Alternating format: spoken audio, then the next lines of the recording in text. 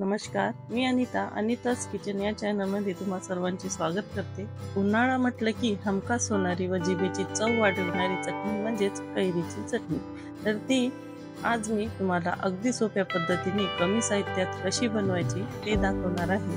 तर ही माझी रेसिपी पूर्ण बघा, लाईक करा, शेअर करा, सबस्क्राईब करा आणि हो, अशाच नवनवीन रेसिपीज पाहण्यासाठी बेल आयकॉनवर क्लिक करा। चला तर मग बनवूया कैरीची चटणी। इथे मी 5 कैऱ्या स्वच्छ पाण्याने धुवून त्याला पुसून घेतलेल्या आहेत। त्यानंतर या सगळ्या कैऱ्यांची आपल्याला इथे साल काढून घ्यायची आहे।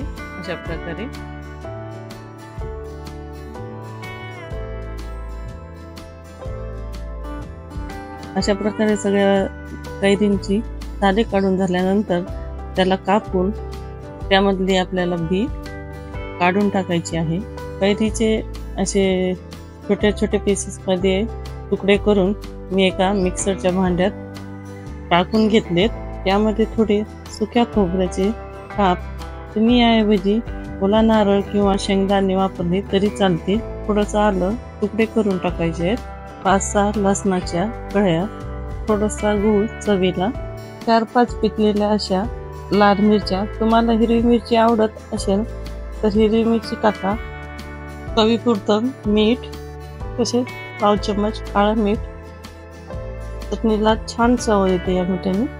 आणि सगळ्यात शेवटी बारीक चिरलेली हिरवी कोथिंबीर। आणि हे सगळे जिन्नस मी आता मिक्सरमध्ये पाणी न टाकता जाडसर असे वाटून घेणार आहे। तुम्ही इथे बघू शकता मी हे सर्व साहित्य मिक्सरला पाणी न टाकता फिरून घेतलेलं आहे। जास्त बारीक अशी पेस्ट आपल्याला इथे करायची नाही, थोडीशी जाडसर चटणी छान लागते।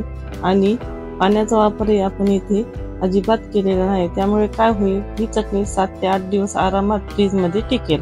तुम्ही मिक्सर मध्ये काढताना 2 ते 3 चमच पाणी घालून काढलं तरी चालेल, पण लक्षात ठेवा 2 दिवसाच्या वर ही चटणी टिकणार नाही। फ्रेंड्स, तुम्हाला माझे जर व्हिडिओ आवडत असतील तर व्हिडिओला लाईक करा, सबस्क्राईब करा। हे पूर्णपणे फ्री आहे, यासाठी कुठलाही पैसा वगैरे खर्च करावा लागत नाही। तर फक्त वेळ थोडासा मात्र द्यावा लागतो। तर होऊन जाऊ द्या एक सब्सक्राइब बटनावर क्लिक। अब अगर तुम लोग नए हो तो सब्सक्राइब करो, वो जो लाल वाला बटन है उसके साथ स्कैम करो या फिर महफिल जमाओ, मुझे नहीं पता, बस क्लिक हो जाना चाहिए। आपल्या चटणीची चव वाढवण्यासाठी तडका तयार करणार आहोत। हे पूर्णपणे ऑप्शनल आहे।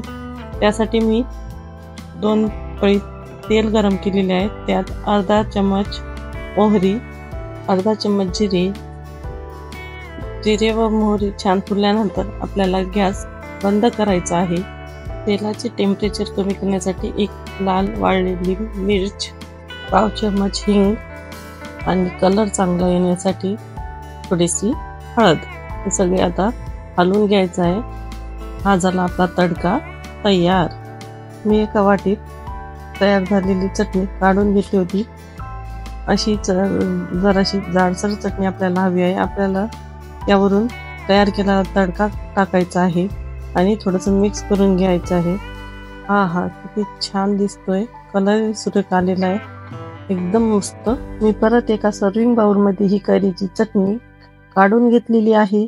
तुम्ही इथे बघू शकता चटणीला किती छान रंग आलेला आहे आणि चवीला तर अफलातूनच लागते। अशी ही जिभेची चव वाढवणारी आंबट गोड तिखट कैरीची चटणी तुम्ही देखील या उन्हाळ्याच्या सीझन मध्ये नक्की करा आणि खा। आणि खाल्ल्यानंतर तुमच्या प्रतिक्रिया कमेंट करून मला कळवायला विसरू नका। तुम्ही माझा व्हिडिओ वेळातून वेळ काढून बघितल्याबद्दल तुम्हा सर्वांचे धन्यवाद। तर पुन्हा भेटूया अशाच नवीन एखाद्या रेसिपी बरोबर। तोपर्यंत व्हिडिओ बघत राहा आणि करून खात राहा।